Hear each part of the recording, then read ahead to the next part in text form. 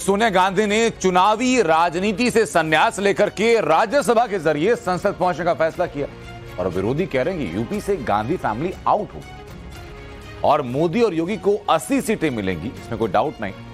इस दावे के पीछे इंडिया में अलायंस पार्टनर अखिलेश यादव भी हैं, जिनकी राह में उनके अपने ही कांटे बिछा रहे हैं और उनके पीडीएफ फॉर्मूले पर सवाल उठा रहे हैं।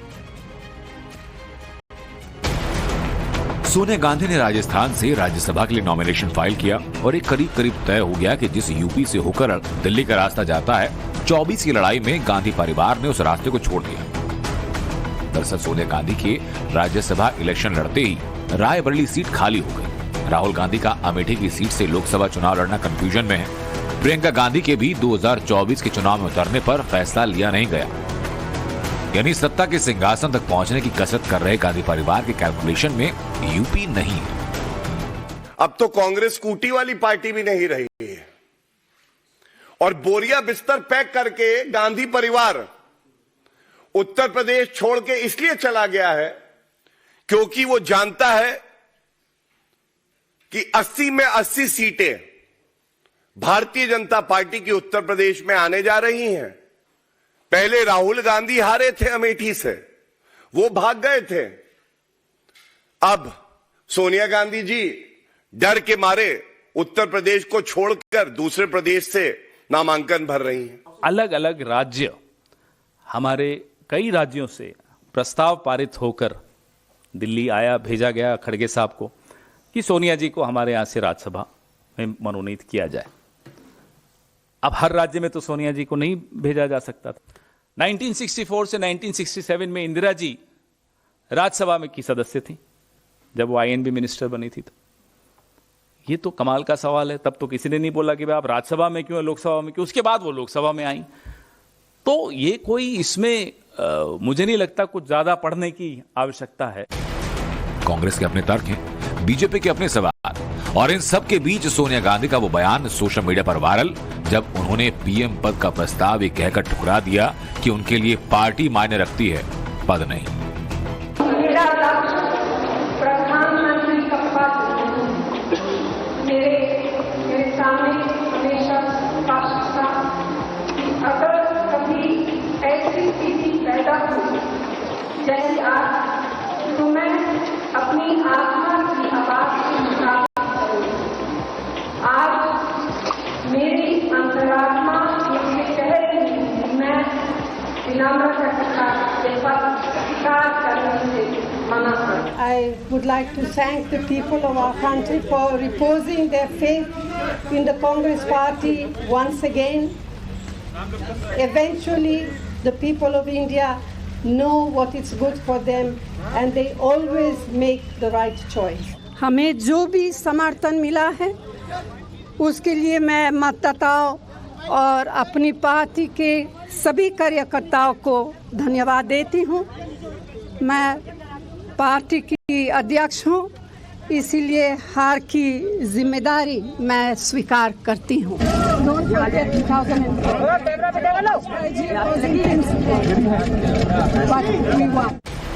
तो सवाल ये कि रायबरेली से नॉन स्टॉप 4 बार सांसद रहने वाली सोनिया ने स्वास्थ्य वजहों से लोकसभा चुनाव नहीं लड़ा या फिर मोदी लहर के चलते उन्होंने राज्यसभा जाने का सेफ रास्ता चुना, क्योंकि रायबरेली यूपी की एकमात्र वो सीट जहां 2019 के लोकसभा चुनाव में कांग्रेस जीती।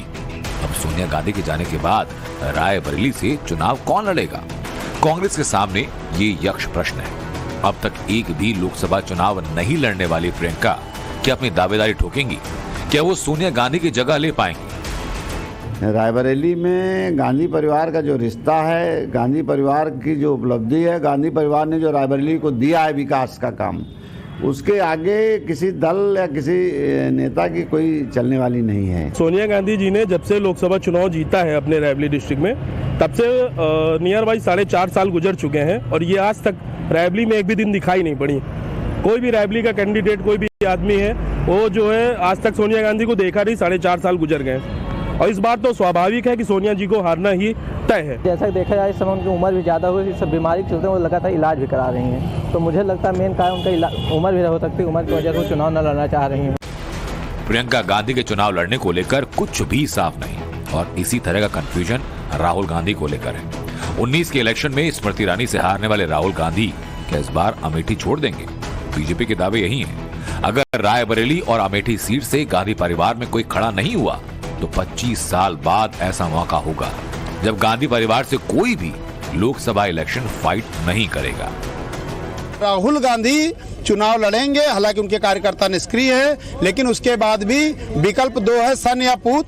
राहुल गांधी या स्मृति ईरानी। स्मृति ईरानी का कार्यकाल इतना रद्दी है कि राहुल गांधी स्वतः जीत सकते हैं यदि वो चुनाव लड़ेंगे तो। राहुल गांधी को बहुत डर है, इसके लिए यहाँ आना जाना बंद कर दिए हैं 2 साल से, और यह उनको पता चल गया कि सांसद का काम क्या होता है। दीदी के माध्यम से इतना काम हो गया कि उनको दिमाग में एकदम खलबली मच गई है। 5 साल से जब यहाँ दिखे नहीं एक बार, तो ये 100% है कि वो सरकार यहाँ से जो है सीट छोड़ भी दिए हैं, और भाजपा ही यहाँ से सांसद, जो भी भाजपा से यहाँ से चुना जाएगा वही जो है सांसद होगा। उत्तर प्रदेश में मोदी योगी का 80 सीटों वाला टारगेट रिजल्ट में तब्दील हो सकता है, क्योंकि गांधी परिवार के बाद अब समाजवादी पार्टी का पीडीए वाला फॉर्मूला फ्लॉप होता नजर आ रहा है। जैसे जैसे लोकसभा चुनाव नजदीक आ रहे हैं, उत्तर प्रदेश की सियासी तस्वीर बदलती जा रही है। पहले जयंत चौधरी का एनडीए में शामिल होना, फिर समाजवादी पार्टी के बड़बोले नेता स्वामी प्रसाद मौर्य का महासचिव पद से इस्तीफा देना, और अब क्षेत्रीय दल अपना दल के का अखिलेश यादव को आंख दिखाना। सवाल ये कि क्या यह अखिलेश के पीडीए फॉर्मूले को झटका है? जिन दलित, आदिवासी और पिछड़ा वर्ग को फ्रंट में रखकर अखिलेश लोकसभा चुनाव जीतने का दम भर रहे थे, उस पीडीए में टूट दिख रही है। समाजवादी पार्टी ने जया बच्चन, आलोक रंजन और रामजी लाल सुमन को राज्यसभा कैंडिडेट बनाया। नामों का ऐलान हुआ, विरोध के सुर फूटना शुरू हो गए, और पहला साइड इफेक्ट पल्लवी पटेल के रूप में सामने आया। तो वहीं कमेरावादी नेता और सपा के निशान पर सिरातू से चुनाव लड़ने वाली पल्लवी पटेल, जिन्होंने अखिलेश यादव के फैसले पर सवाल खड़े किए। और नारा क्या है हमारा? पीडीए। तो अगर पिछड़ा, दलित, मुसलमान, अल्पसंख्यक समाज हमारा नारा है, तो हमारी करनी में और हमारी कथनी में वो दिखना चाहिए। हम वोट उनका ले रहे हैं, लेकिन जब ईमानदारी से प्रतिनिधित्व देने की बात आती है तो हमको बाध्य कर दिया जाता है कि हम मदान लोग, जिनको बच्चन और रंजन को जिनको पीडीए कह रहे हैं, उनको वोट दें। क्यों वोट दें? राजनीति ईमान से होती है, और हम प्रतिबद्ध हैं इस बात को लेकर के कि पिछड़ा, दलित, मुसलमान समाज का अगर वोट ले रहे हैं तो उनकी भागीदारी सुनिश्चित करें। अगर उनकी भागीदारी नहीं है तो वोट क्यों है? पल्लवी पटेल ने साफ कहा कि लड़ाई गांव, पिछड़ा, गरीब और अल्पसंख्यक की है, लेकिन अगर इन लोगों को राज्यसभा उम्मीदवार बनाया तो उस धोखे में वो समाजवादी पार्टी के साथ रही। पीडीए जो मैं समझती हूँ पिछड़ा, दलित, अल्पसंख्यक है, तो बच्चन और रंजन में कहाँ है पीडीए? ये तो मदान लोग हमको समझाने का काम कर रहे हैं कि बच्चन और रंजन पीडीए है।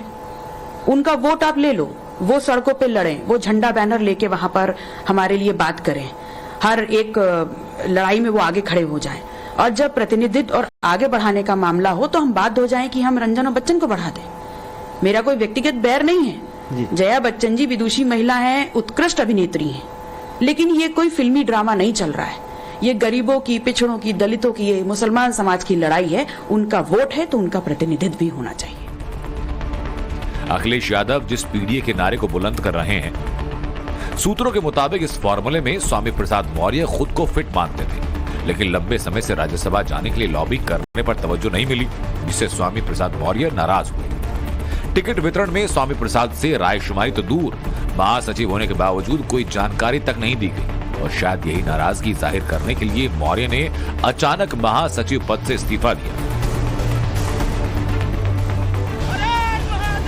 अखिलेश यादव के सामने बीजेपी की हिंदुत्व वाली चुनौती काफी कठिन है।